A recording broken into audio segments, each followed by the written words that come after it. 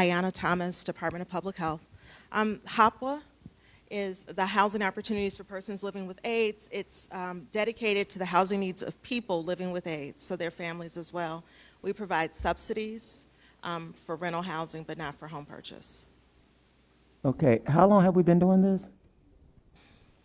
At least 10 years. Okay, so can someone just give me, because I didn't know we were doing that, can somebody give me like how much money have we spent at least in the past 5 years on this program, and what communities have we targeted? Yes. What communities, have gotten this funding, and I just need, because I didn't know, I never knew anything about this. I'm happy to pass that information through the chair, and she'll distribute it to the committee members. All right, thank you. And then the last thing, what is Urban Area Security Initiative? All this is going to, is all this going to OMC, or is this going to police? This whole 729,000. So we have Natalie here with the Department or the Office of Emergency Management and Communications. Okay. Good morning. So to answer your question, Urban Area Security Initiative is a federal grant program from the Department of Homeland Security and FEMA, and it is specific towards terrorism prevention, and so we do share the funding across all the public safety agencies, including at this point for cybersecurity, AIS, or formerly DO-IT. So is the focus of the funding strictly on terrorism? That is correct. And give me some examples and some ways this Sure. money is being allocated towards. Yeah, absolutely. So our camera program, our federated camera program in the city is funded through this grant program. All of the public safety radios, all the handhelds, the trunking system that we've spoken about is all funded through this, the encryption that we've mentioned to secure the radio portals. Cybersecurity, specific to the citywide network and public safety network, is funded under UASI.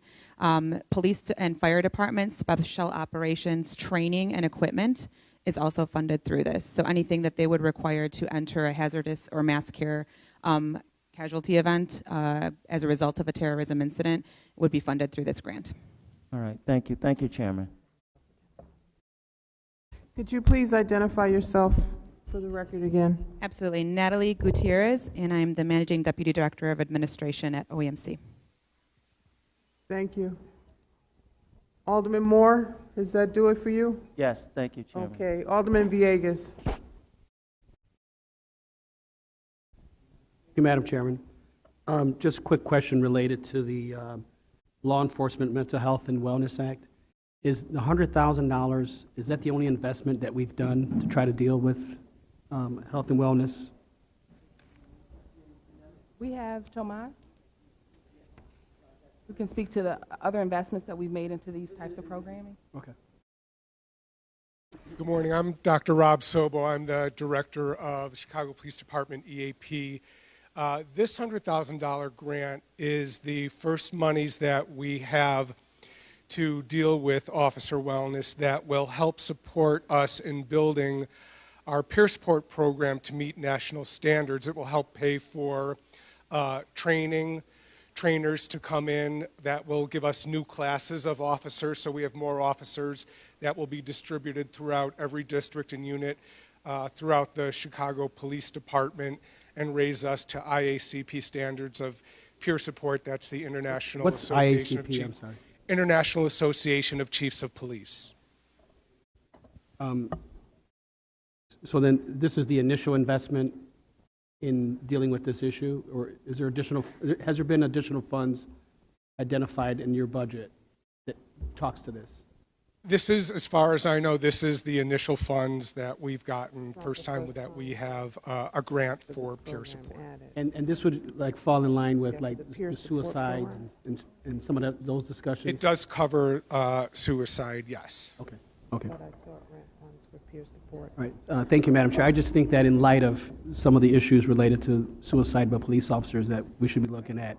Right, I do recall that, and I asked Ms. Vaughn if she could go back, and we'll go back in the committee, because I do recall maybe a couple of months ago, we did have a grant in support of peer support. I got you. Because I think that was a question raised by Alderman Taliaferro. Okay, So we'll go back and get that to you through the chair. thank you, Madam Chair. Thank you.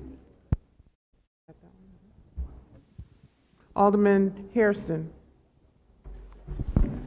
Thank you, Alderman Dow. And I guess these are it's how these grants are allocated. I'm looking that at an overwhelming number of them are on the north sides.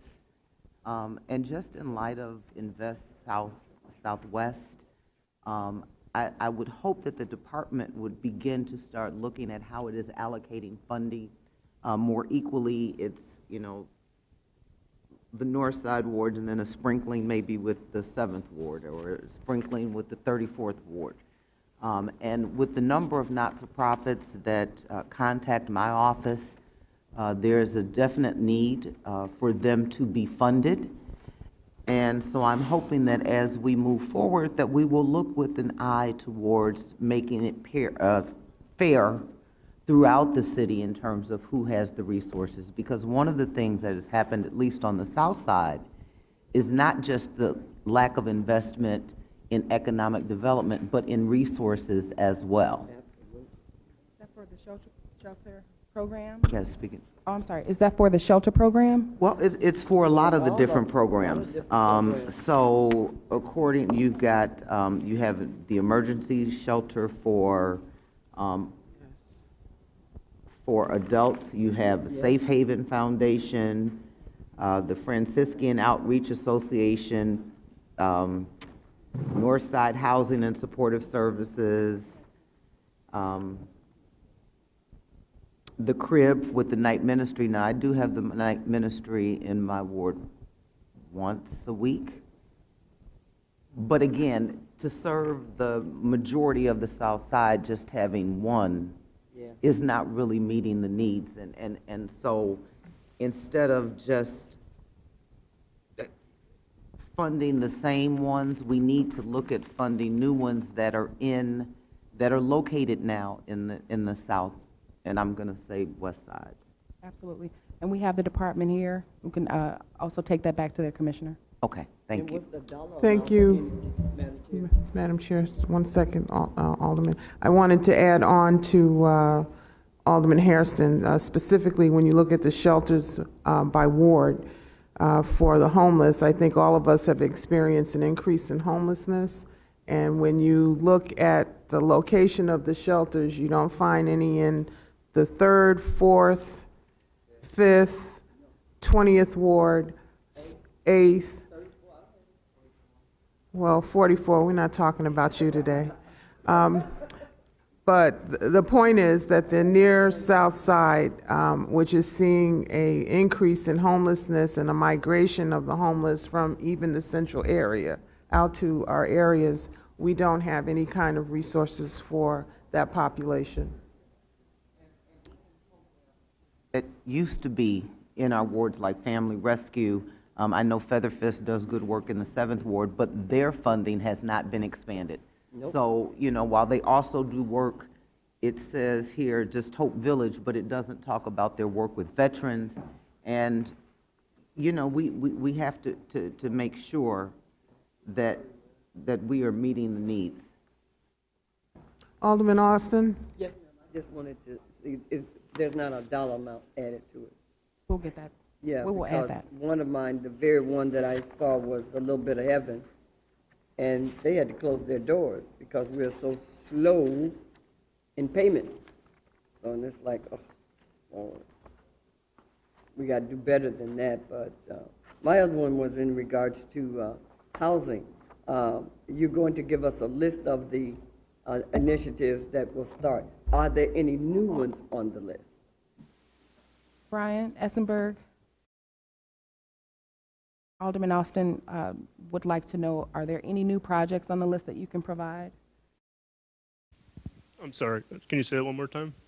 Alderman Austin asked if you can provide or confirm if there are any new projects on the list for the home funds. I know you guys have rolling projects. Yeah, so again, there was a number of projects that were there from the 2017 round, but then there's also the 10 additional projects that we anticipate adding. So most of our projects, again, come through our LIHTC funding rounds, which we've since moved to a 2-year round process. And then any additional projects are either just cash requests, which are very low and slim, and then those that come in to support the IDA rounds. So we are looking at IDA applications, letter requests right now as well. and those will be factored into that as well. Okay. But they're not part of that list right now. Okay, all right. Alderman Austin, the Committee on Housing provided us through the chair a list of the 2017 tax credit Credits. winners. Okay, So if you need to get a copy Yes, of that, yes, we I can do. get that to you, or Chairman Osterman can. Alderman Rodriguez. Thank you, Madam Chair. I have a couple of questions regarding the coronavirus response. So first of all, I'm happy to receive what seems to me to be daily or bi-daily updates from CDPH on response. I'm also happy to get the notices regarding CPS, and it strikes me as though CDPH has been doing a lot of work at the Vaughn School, and has verified that no additional individuals at that school have been impacted, particularly given that those students are so vulnerable. I, however, am looking at this and I'm not seeing much in specificity as to what's going to be funded here. Quote, funds will be used to respond to coronavirus, including testing, treatment, and vaccination. Those sounds like good headlines, but I think the public deserves and needs more specifics on that. So I'm hoping we can get to that a little bit right now. Excellent question, Alderman Rodriguez, and I have planned to have the Department of Health come back and give more specificity, because we do need some more explanation for the $11 million and how they plan to spend that. So if the representative from the Department of Health can step forward and answer the alderman's questions, we would appreciate it. Good morning, Christopher Shields. I'm the Assistant Commissioner for the Chicago Department of Public Health. So the $11 million that's identified in your packet is a representation of two appropriations that will be coming forward. The city will be receiving, or we have received, $1.75 million in this current funding application. That is representative of a 6-month package, and then we're expecting a second funding opportunity in the range of $8.75 million to roll forward. The funding right now is our budget is being built, but the $1.75 million are being utilized to address the staff costs associated to the response, some of the monitoring activities that have been taking place across the city, increasing our surveillance and our case identification capabilities, and then moving through the infection control and continuing of our emergency and risk communication strategies. Thank you. Just a follow-up to my colleagues on a tangent. I was just at a press conference now with Arise Chicago talking about paid sick leave and how workers should know that city policy and county policy does allow them 5 days of sick leave, and if they do fear infection, that they should certainly take advantage of that. And if any employer does not abide by that ruling, by that policy, they have recourse with the city and the county. Now, on this matter, Yeah, let's stick with this matter. yes, on this matter, please. thank you, Madam Chair. So 1.75 million is immediately being allocated within the next 6 months, and then the rest, the bulk of that thereafter, or?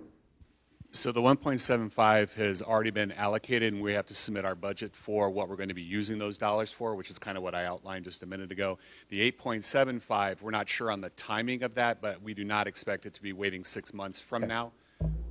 Very similar, the city has faced a number of disease responses over the last 10 or 12 years, H1N1, Ebola, the Zika outbreak, so multiple appropriations came through the federal government, staged based on consumption needs, and as the disease was expanding, where additional dollars were required. And to be clear, these are federal grants. We're not moving around monies within the city of Chicago.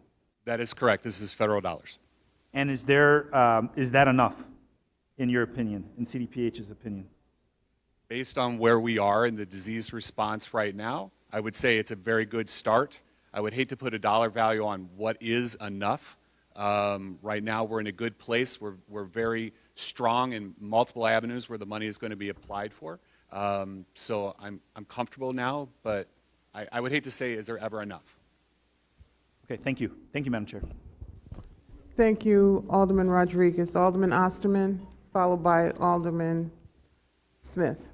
I want to follow up on Alderman Rodriguez's questions about the coronavirus, and I think that for all the members of the committee, we have to imagine where we're going to be a month from now, and understand that other countries and other states had very small outbreaks, and then that spread very rapidly. And I don't say that as an alarmist, I say it as one who wants us to be prepared.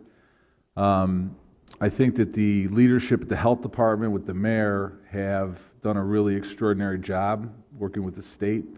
But I think it's important for us as elected officials, not today, but in short order, to get a fuller grasp of the financial need that we're going to need over the next few months.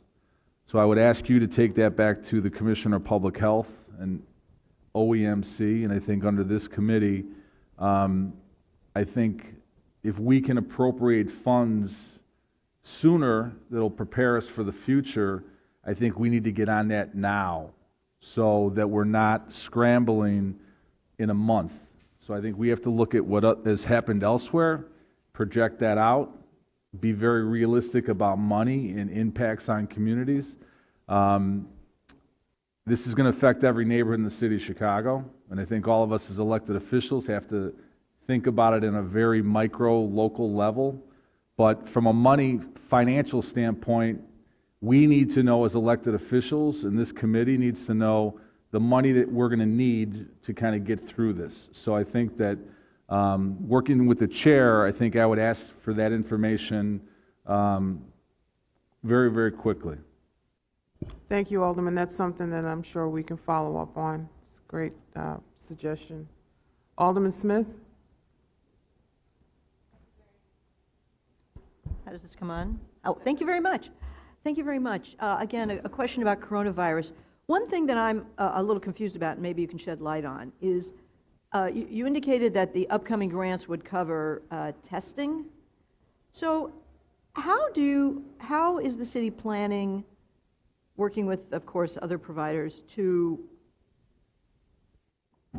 handle testing needs and requests? So if you've traveled internationally to a place where there's coronavirus and you're starting to feel symptoms or something, how do you get tested? What do you do? And is the city administering tests, or is the federal grant money for testing going to be allocated to other places? So Alderman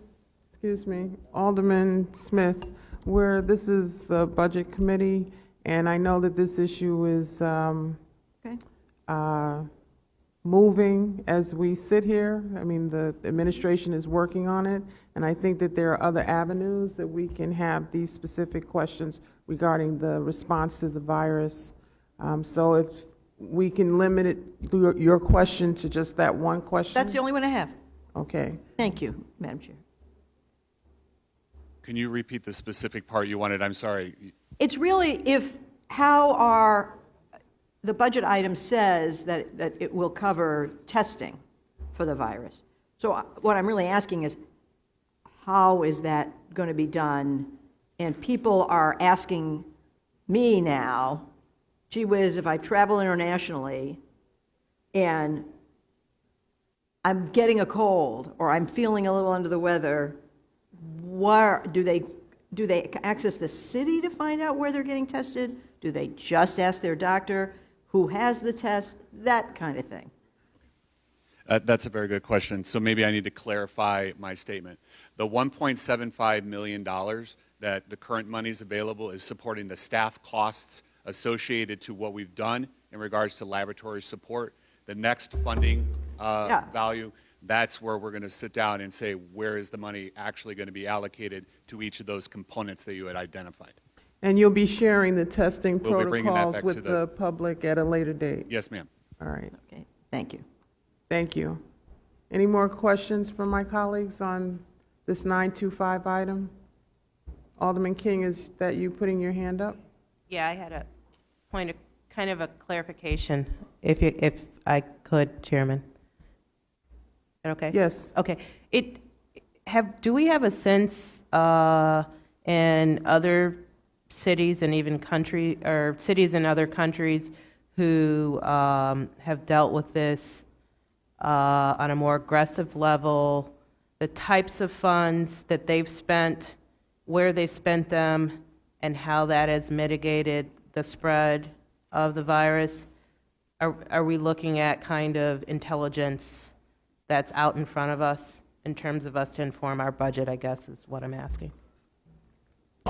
So the health department is in direct coordination not only with our city and county and our state partners, Sure. But we're in coordination with areas within the United States that are already seeing the larger prevalence of disease in their populations. And I think that's a qualifier that this group probably needs to understand. There's an ebb and flow to a disease cycle. Right. Some jurisdictions are heavily impacted now and they may ebb out. We Sure. may in the future potentially get into that.